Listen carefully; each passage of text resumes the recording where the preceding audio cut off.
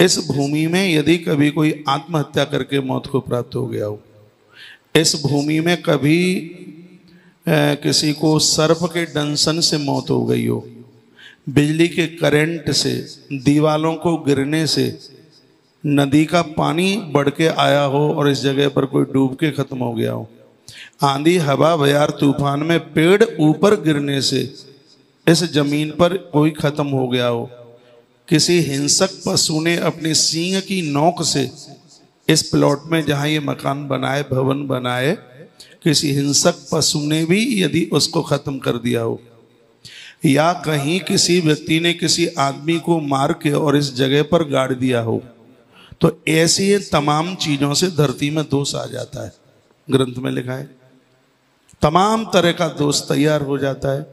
लेकिन यहां इस ग्रंथ में लिखा है कि दर्शनैनैव शंखस्य किं पुनः स्पर्शने कृते विलयं यान्ति पापानि हिमवद भास्करोदये।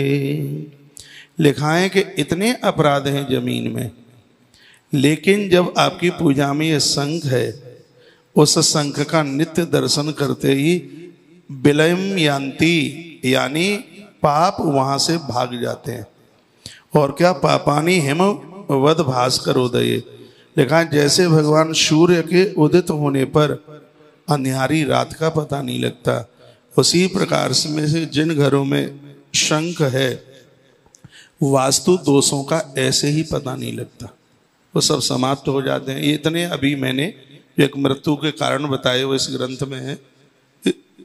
इस तरीके से कोई मृत्यु हुई इस जगह पर, तो शंख की ये महिमा, ये विशेषता है कि उस मृत्यु दोष को शंख उस जगह पर रहने नहीं देता। त्वा शंखम करे धृत्वा मंत्रे भ्रस्तु वैष्णव यष्णापयति मां भक्त्या तस्य पुण्य अनंतकम। जो इस शंख में जल भरकर, दूध भरकर भगवान को स्नान कराते हैं, अनंत पुण्य प्राप्त होता है। और जिस घर में जब पुण्य बढ़ता है तो उस स्थान पर कोई दोष नहीं रहता, अलाय बलाय अंदर टिक नहीं सकती।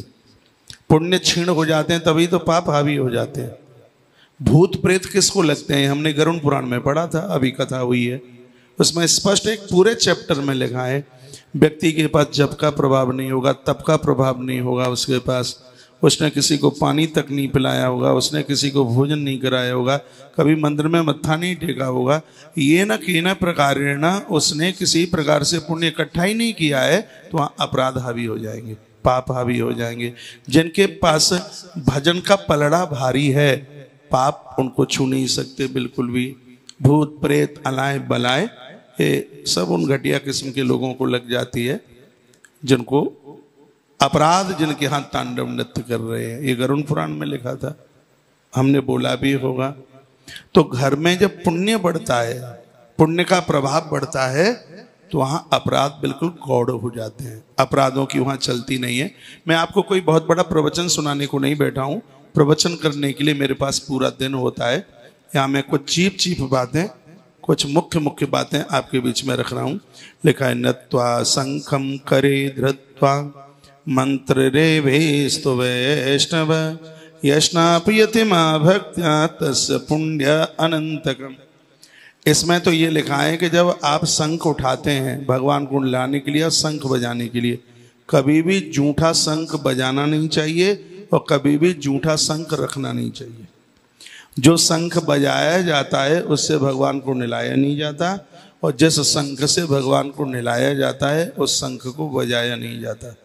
साउथियन जो दक्षिणी शंख हैं वह भगवान को स्नान कराने के लिए, नॉर्थ जो उत्तरीय शंख हैं वो बजाने के लिए होना चाहिए।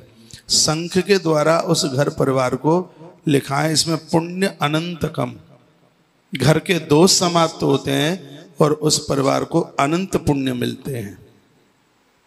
सुवासितेन तैलेन कोर्यादम व्यंजनम ततः। हफ्ते में रोज गुलाब जल से शंख को धोइए, गुलाब जल के पानी में उसको डुबाइएगा, इसमें हल्का हाथों में घृत लगा करके उसके ऊपर लेपन कीजिएगा।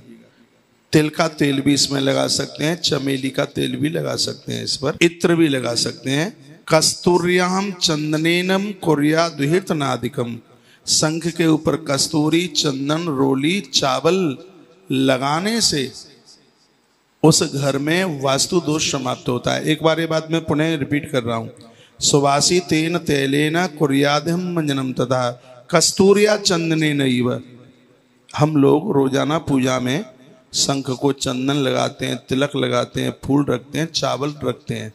बताया जाता है कि इससे उस जमीन का जितना भी दोष है वो पूरा का पूरा समाप्त हो जाता है। मुझे तो नहीं पता था, खैर मैं तो पूजा के हिसाब से लगाता था, लेकिन अब ये मुझे ये पता लग रहा है कि शंख की पूजा करने से वास्तु दोष समाप्त होता है।